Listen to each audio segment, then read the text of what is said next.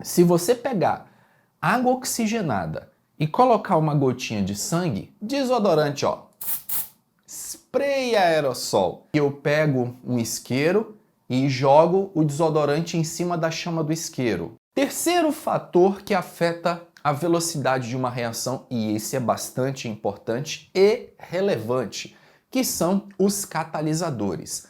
Catalisadores, galera, são substâncias que você adiciona a uma reação com o objetivo de torná-la mais rápida.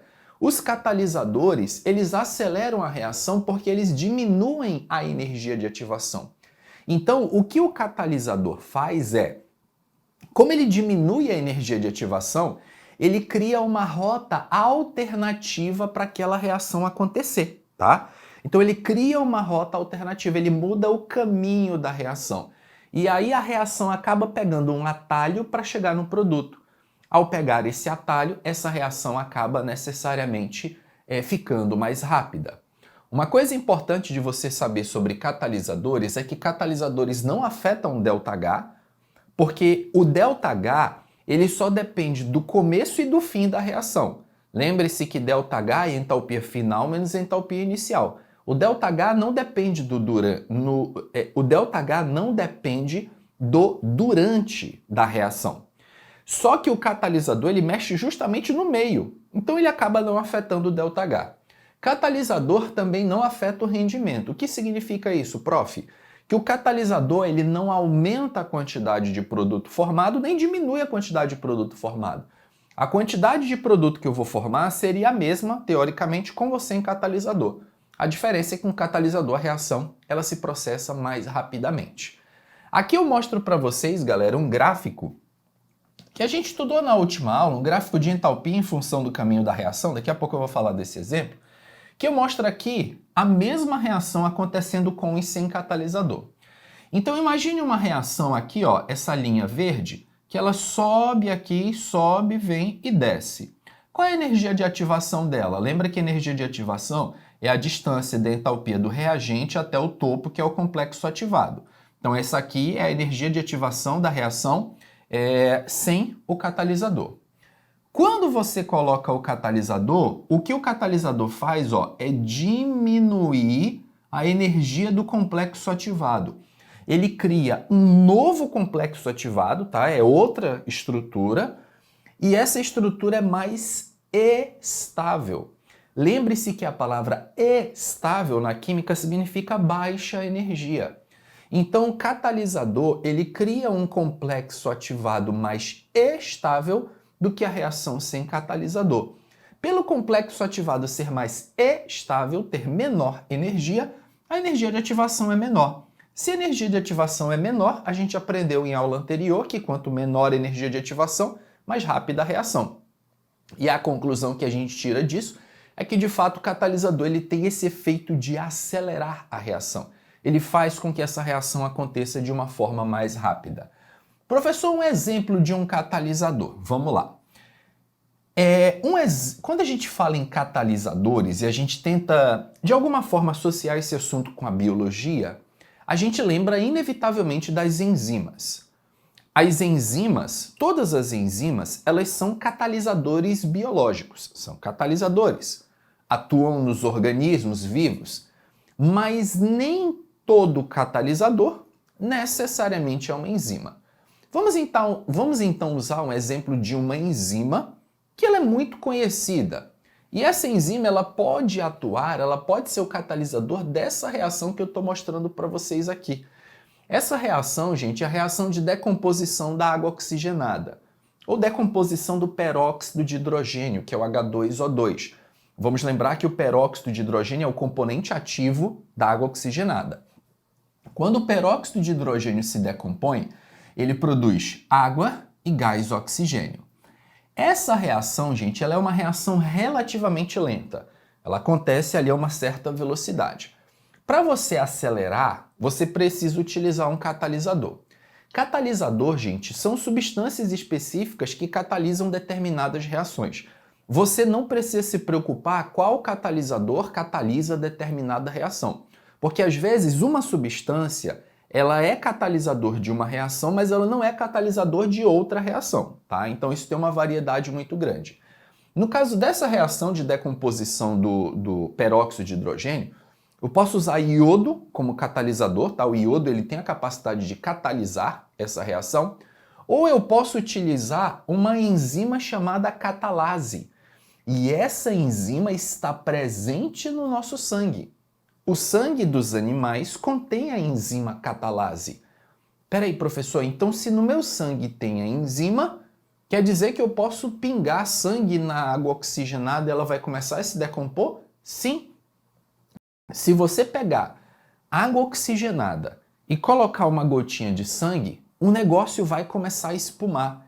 E essa espuma nada mais é do que o oxigênio que está sendo formado nessa reação. Porque como você vai acelerar a decomposição do peróxido de hidrogênio, você vai formar mais oxigênio. E o oxigênio é o responsável por essa espuma. É muito comum as pessoas usarem água oxigenada em ferimentos. Eu, por exemplo, quando era criança, a coisa mais comum do mundo era chegar ralado em casa, chegar cortado, brincava muito na rua. E quando isso acontecia, mamãe já vinha automaticamente com aquele frasquinho de água oxigenada, passava. E para as pessoas mais antigas, assim, para as pessoas mais simples, era muito comum as pessoas, ao colocarem água oxigenada no ferimento, ele começa a espumar, dizerem assim, olha, o ferimento está infeccionado, tá vendo? Olha, eu passei água oxigenada, tá espumando. Isso é sinal que o ferimento está infeccionado. Engraçado que a mamãe sempre me falava isso, e eu uma vez perguntei dela, poxa mãe, mas toda vez o meu ferimento está infeccionado? Tá infeccionado, tem que cuidar disso aí. Na realidade, a água oxigenada ela não é um indicativo de infecção, tá, gente? Porque se o ferimento estiver esterilizado, você jogar água oxigenada, ele vai espumar do mesmo jeito. Porque o que faz ele espumar é o contato com o sangue, é o contato com a catalase, que é a enzima que faz essa degradação. Professor, mas qual é a finalidade de jogar água oxigenada num ferimento? É que, se o ferimento estiver infeccionado, a catalase vai acelerar a decomposição da água oxigenada e vai produzir oxigênio direto ali no ferimento. E esse excesso de oxigênio produzido vai matar os micro-organismos que, porventura, estejam infeccionando aquele ferimento. Sacaram? Então, a água oxigenada, gente, ela não é um indicativo de infecção. Ela apenas faz o trabalho de eliminar a infecção se estiver infeccionado aquele ferimento, tá bom? Vale destacar o seguinte, já que os catalisadores, eles aceleram a reação, existem 3 tipos de reações que envolvem catalisador. Vamos agora entrar na parte mais técnica do conteúdo. Primeiro que toda reação que envolve catalisador, que tem catalisador, ela é chamada de catálise. Então, catálise é uma reação que está acontecendo com um catalisador. Existem 3 tipos de catálise. Catálise homogênea, catálise heterogênea e autocatálise. Professor, o que é cada uma delas? Muito bem. O que vai dizer se a catálise é homogênea, heterogênea ou autocatálise é a mistura dos reagentes e o catalisador. Não esqueçam que o catalisador ele é misturado junto com os reagentes para que a reação comece. Então, quando eu dou início a uma reação química, a primeira coisa que eu faço é misturar ali o catalisador com os reagentes. Vamos supor, gente, o seguinte. Os reagentes da minha reação são gases. Vamos imaginar que eu estou trabalhando com uma reação em fase gasosa, beleza? E o catalisador da minha reação também é um gás. Ora, se os meus reagentes são gases e o catalisador também é um gás, gás com gás é mistura homogênea.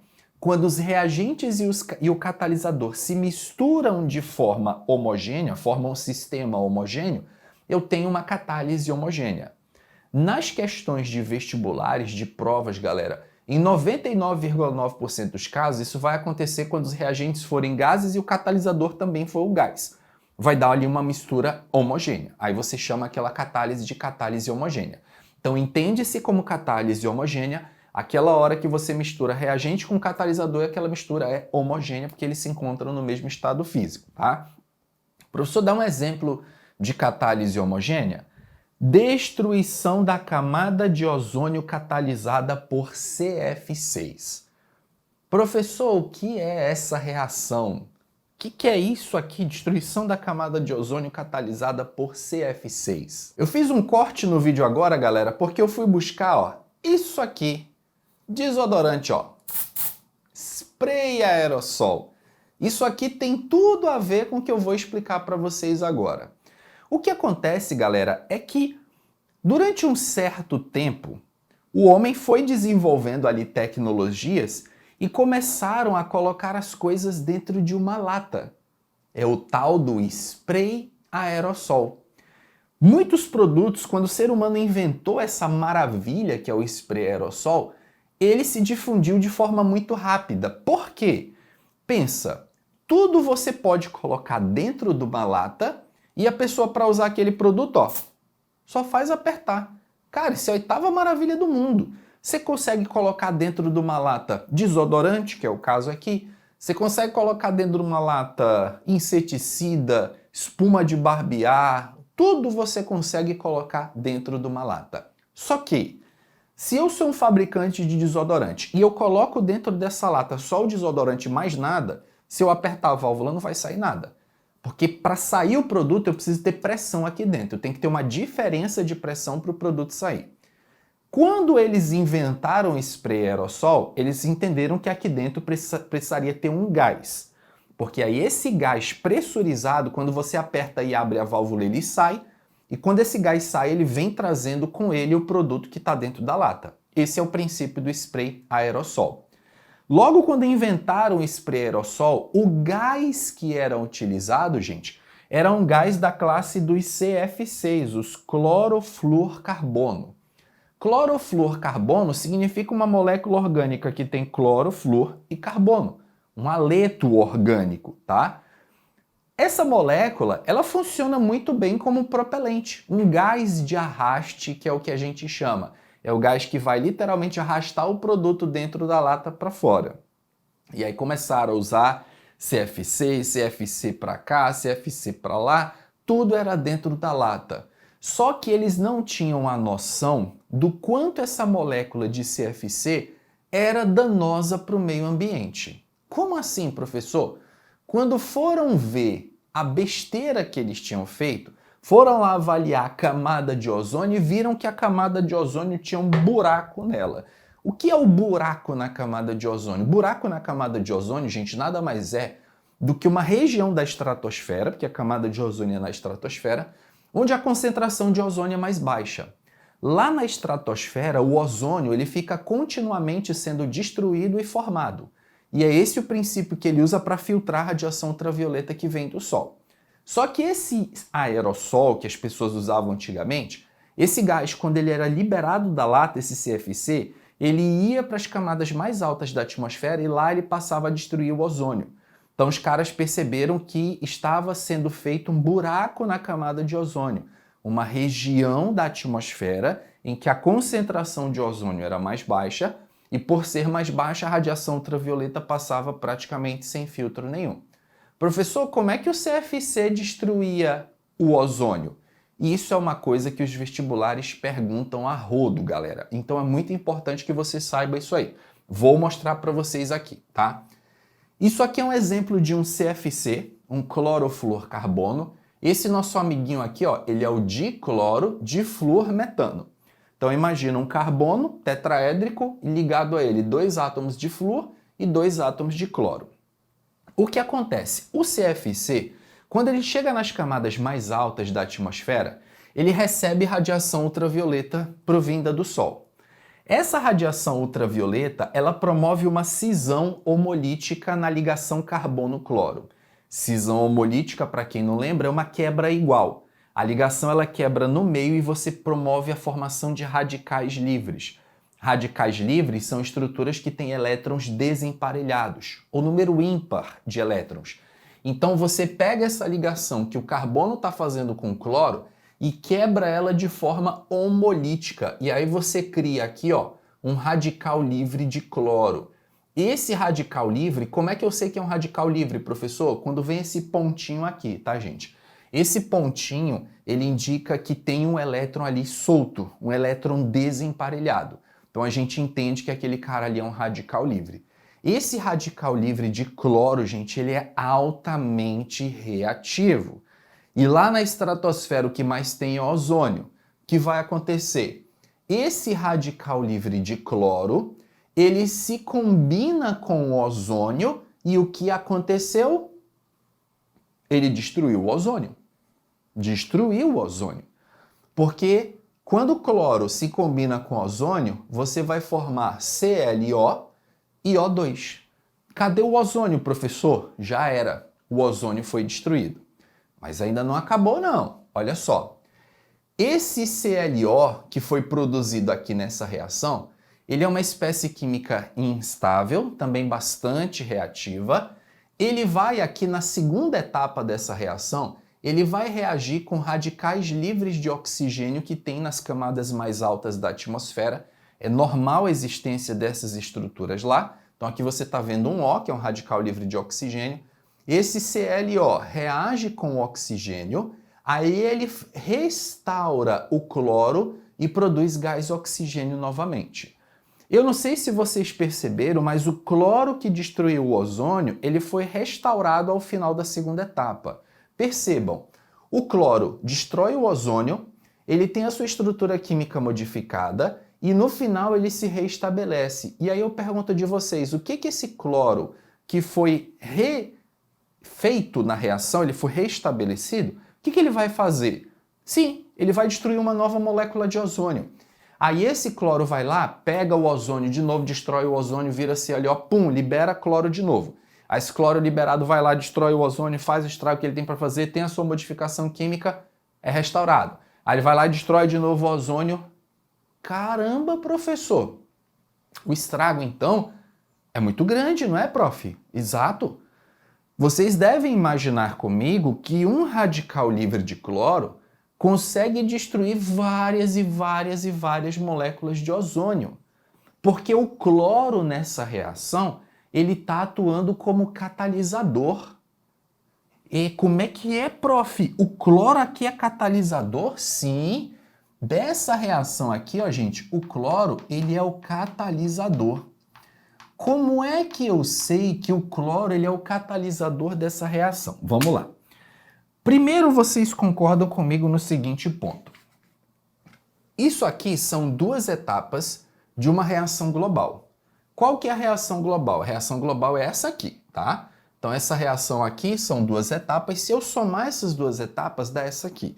Tanto que a gente pode fazer até a brincadeira, ó. Vamos cortar o que está igual de um lado e do outro, ó. Cl à esquerda com Cl à direita, ClO à direita, ClO à esquerda. A equação global vai ficar O3 mais O, formando O2 mais O2, 2O2. Essa é a equação global, tá? Como é que eu sei bater o olho numa reação e identificar um catalisador, como, por exemplo, cloro, tá? Catalisador, gente, primeiro, ele não aparece na equação global. Quando você olha a equação global, olhando o reagente e o produto, o catalisador ele não aparece nem no reagente nem no produto. Muitos livros, muitos autores, eles representam o catalisador em cima da seta reacional, tá? Então, se eu colocar um cloro bem aqui, não tem problema. Então, quando você estiver vendo uma reação e em cima da seta reacional tiver o símbolo de uma substância, já sabe que aquela substância é o catalisador. Tipo, eu escrevi aqui catalase, né? Eu não coloquei a fórmula dela, porque a catalase é uma molécula orgânica, é uma enzima, e a fórmula dela é gigantesca, tá? Mas é um catalisador. Tá, professor, então na equação global, essa aqui é a global, o catalisador não aparece nem no reagente, nem no produto, mas eu posso colocar ele em cima da seta reacional. Mas nas etapas, professor, ele aparece? Sim, o catalisador aparece nas etapas. E eu quero que você saiba identificar, olhando para as etapas de uma reação, quem é catalisador. Quais são os indícios?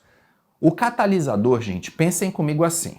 Ele entra na reação, ele faz o que ele tem que fazer, ele tem a sua estrutura química modificada, mas ao final ele se regenera. Por isso que numa reação química eu não preciso ficar repondo o catalisador, porque ele sempre é restituído no final. ele entra na reação, ele tem a sua estrutura química modificada e ele se regenera. Reparem, o cloro entra na reação, ele entrou na reação, ele teve a sua estrutura química modificada, mas no final ele se regenerou. Eu sei que uma substância é catalisador quando ela está presente no reagente da primeira etapa e no produto da última etapa. É um indício fortíssimo de que aquela substância é um catalisador.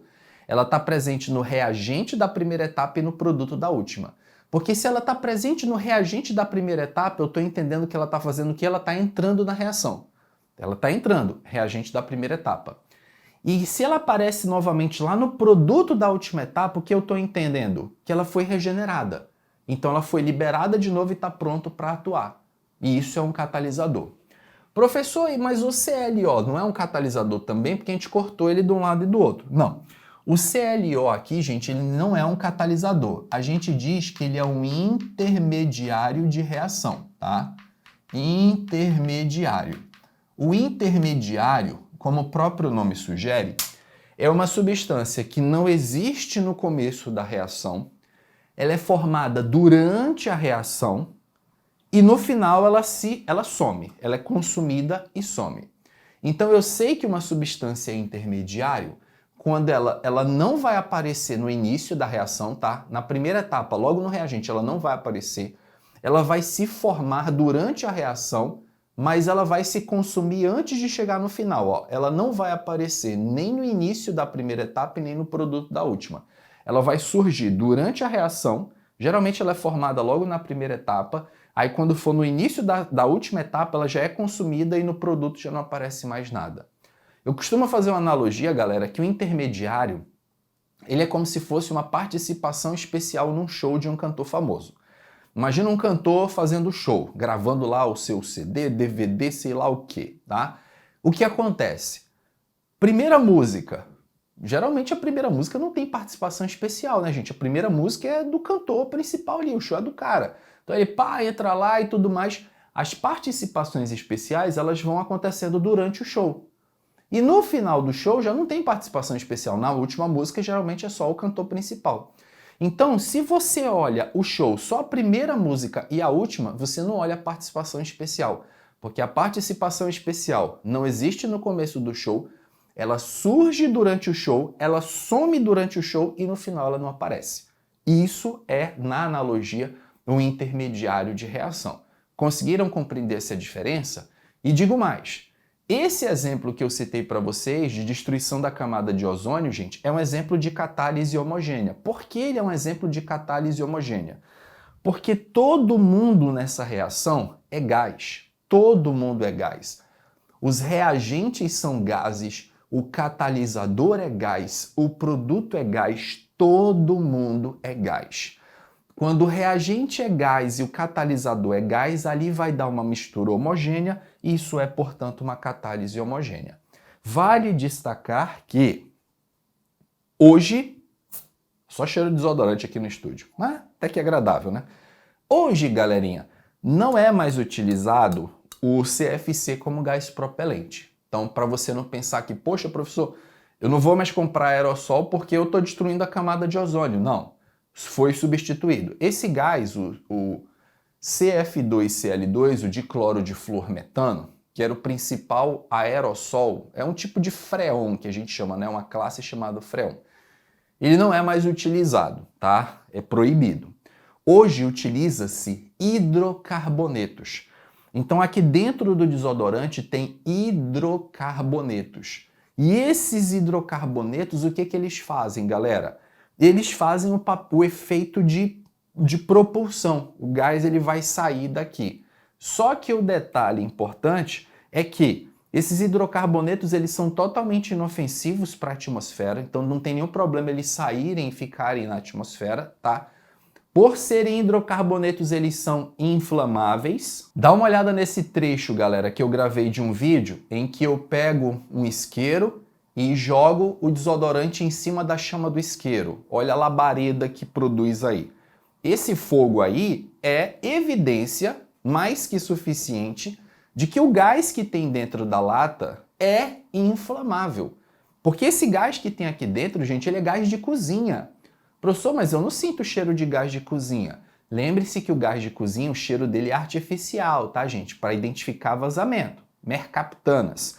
Aqui você não tem as mercaptanas, você não tem o cheiro artificial. Hidrocarbonetos são inodoros, eles não têm cheiro. Então aqui você coloca só o gás de cozinha, sem a presença das mercaptanas, e aí você usa o spray aerossol e o gás de cozinha fica como propelente. Mas toda a embalagem de desodorante vai ter o símbolozinho aqui dele, ó, dizendo que ele é inflamável para você tomar cuidado porque o negócio pega fogo, né? Eu vou tentar chegar um pouco perto da câmera, eu acho que não vai dar foco não, galera, mas só para vocês verem aqui, ó. Bem aqui, ó, tem um símbolozinho, né? Não sei se está dando para ver aí no vídeo.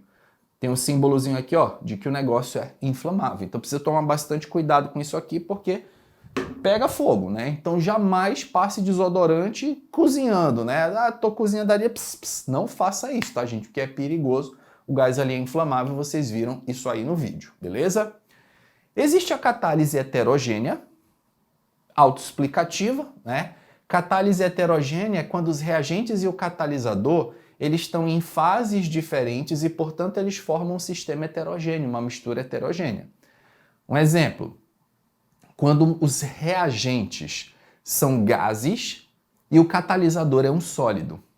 Se os reagentes forem gás e o catalisador for um sólido, obviamente ali vai ser uma mistura heterogênea. Então a gente tem um exemplo de uma catálise heterogênea. Um exemplo aqui, galera, é quando o eteno reage com o hidrogênio. São dois gases. E o catalisador dessa reação é platina. Vale destacar, galera, que a platina ela é um sólido, a platina é um metal, tá bom? Professor, mas como é que pode duas substâncias gasosas e o catalisador ser um sólido? Eles não precisam ter contato um com o outro, sim. Essa reação, gente, ela acontece na superfície da platina. Então imagina, por exemplo, um pedaço de platina, uma barra de platina que é o metal, e esses dois gases, para eles reagirem, eles precisam chegar perto um do outro e encostar na superfície da platina, que é o catalisador. Como essa reação ocorre na superfície do catalisador, porque o catalisador é sólido, nós dizemos que ela ocorre por adsorção. Lembre-se que adsorção com a letra D, não é absorção, é adsorção. A adsorção ela é um fenômeno superficial. Adsorver significa reter na superfície. Então a reação ocorre exatamente na superfície do catalisador. Você tem lá o catalisador que é um sólido, os dois gases, duas moléculas gasosas vêm lá, ó, chegam perto do catalisador, faz a reação, forma o produto e o catalisador fica ali do jeito que ele tá. Tá? Uma reação que ocorre por adsorção. E por último aqui, galera, para a gente fechar essa parte de catalisador, existe a autocatálise. A autocatálise, como o próprio nome sugere, é quando a reação catalisa a si própria. É quando o próprio produto formado atua como catalisador. O produto que a reação formou é o catalisador dela mesma. Exemplo, dá uma olhada nessa reação aqui, ó, gente. É o N2O5 se transformando em NO2 mais O2 e o catalisador é NO2. Essa reação é um exemplo de autocatálise. Como é que você bate o olho numa reação e sabe que ela é uma autocatálise? Facílimo. Você olha para o catalisador. O catalisador não é o NO2? É, professor. Ele está presente no produto? Tá, professor, bem aqui. Opa, então nessa reação o próprio produto formado atua como catalisador. Autocatálise. É fácil de você descobrir. E um detalhe interessante, gente, é que a autocatálise ela é uma reação que vai ficando mais rápida com o passar do tempo. De um modo geral, as reações com o passar do tempo elas tendem a ficar mais lentas. Só que a autocatálise é o contrário. A autocatálise ela começa devagar, mas à medida que ela vai acontecendo, ela vai ficando mais rápida. E tem um motivo simples para isso. Como essa reação ela produz o seu próprio catalisador, quando ela produz o NO2 e o NO2 é o catalisador dela mesma, ela vai ficando mais rápida, porque quanto mais catalisador, mais rápida a reação vai acontecer. Então a autocatálise começa lenta e vai ficando rápida com o passar do tempo.